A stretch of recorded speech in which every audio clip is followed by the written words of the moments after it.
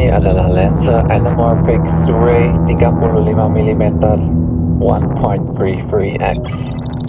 Membersihkan udara.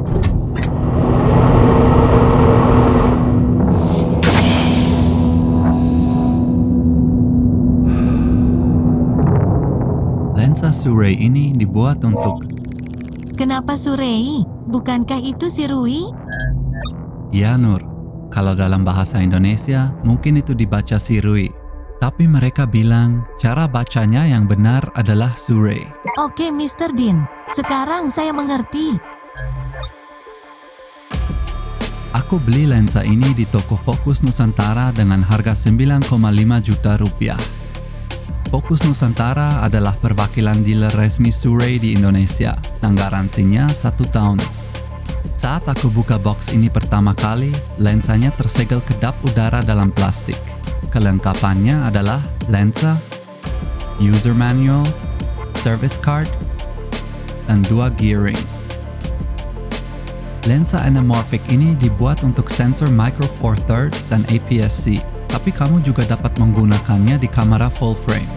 Karena aku punya kamera dengan kedua ukuran sensor tersebut, dalam video ini aku akan menggunakan lensanya dengan Sony ZV-E10 untuk APS-C dan Sony A7 IV untuk full frame.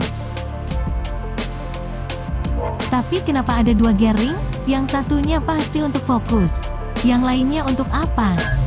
Betul, ini adalah lensa manual, tidak ada autofocus, dan karena itu ada 2 gear ring. Satu untuk fokus dan satu untuk aperture. Walaupun kedua ring terlihat sama, namun ukurannya tidak sama. Saat memasangnya bisa dirasakan bagian mana yang cocok karena dibuat pas. Sirui membuat lensa ini hanya dalam satu variasi, yaitu untuk Micro Four Thirds atau MFT mount. Tunggu. Kalau itu cuma untuk MFT mount, kenapa Mr. Dean bisa menggunakannya di kamera Sony? Nah, lensa ini punya sistem yang sederhana sehingga bisa digunakan dengan kamera lain. Tergantung pada mount yang dipilih, setiap pembeli akan dapat adapter yang dikirimkan bersama dengan lensanya. Karena aku adalah Sony shooter, aku pesan opsi E-mount. Itu terdengar rumit. Terus bagaimana cara memasang adapternya? Ini tidak rumit sama sekali. Ayo aku tunjukkan. Yang pertama, sesuaikan lubang adapter pada lubang yang ada di mount lensa. Dengan obeng kecil seperti ini, sekarang bisa memasang skrup pada setiap lubang. Sirui menyediakan pilihan untuk Canon EF-M mount, Sony E-mount, Nikon Z-mount, Leica L-mount, dan Canon RF mount. Selesai. Gampang kan?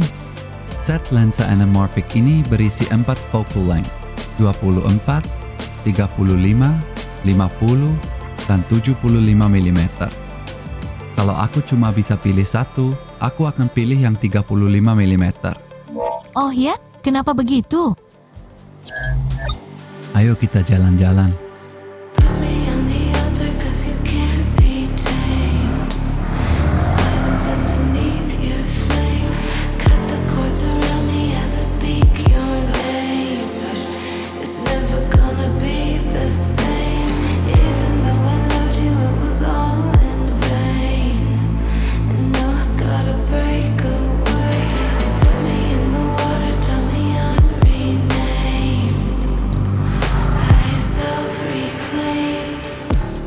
Karakteristik dari lensa 35mm ini seperti barrel distortion terlihat bagus. Mungkin di lensa 50 dan 75mm, background separation dan oval bokehnya lebih kelihatan. Tapi focal length dari kedua lensa itu menurut aku terlalu sempit untuk apa yang aku mau rekam. Kalau 24mm terlalu wide dan hanya f2,8. Karena itu, lensa 35mm ini berada di dalam sweet spot. Lens flare adalah salah satu atribut istimewa dari lensa anamorphic.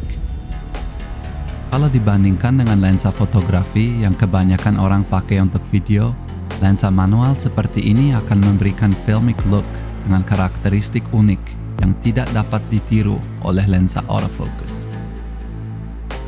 Pakai autofocus itu gampang, tapi fokus secara manual adalah keterampilan yang perlu dipelajari. Saat ini, hampir semua orang adalah content creator. Dan kalau kamu ingin lebih menonjol dari yang lain, menguasai seni fokus manual akan membedakan kamu. Fokus digunakan untuk mengarahkan perhatian penonton dan merupakan alat esensial dalam storytelling. Dengan manual focus, kamu mengambil kendali penuh atas shot kamu. Minimum focus distance dari lensa ini adalah 2,8 feet atau 85 cm. Ya, bisa dibilang itu jauh. Solusinya adalah diopters, seperti ini dari merek Vivitar yang aku beli di Amazon. Harganya sangat terjangkau. Untuk diopters yang lebih berkualitas, aku saran dari merek Hoya. Tapi jangan lupa, saat diopter dipasang, kamu tidak bisa fokus ke infinity. Lepaskan lagi setelah ambil close-up.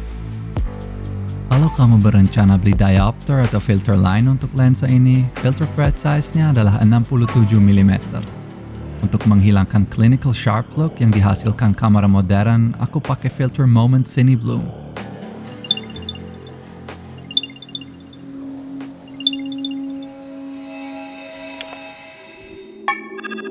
Mr. Dean, saya khawatir.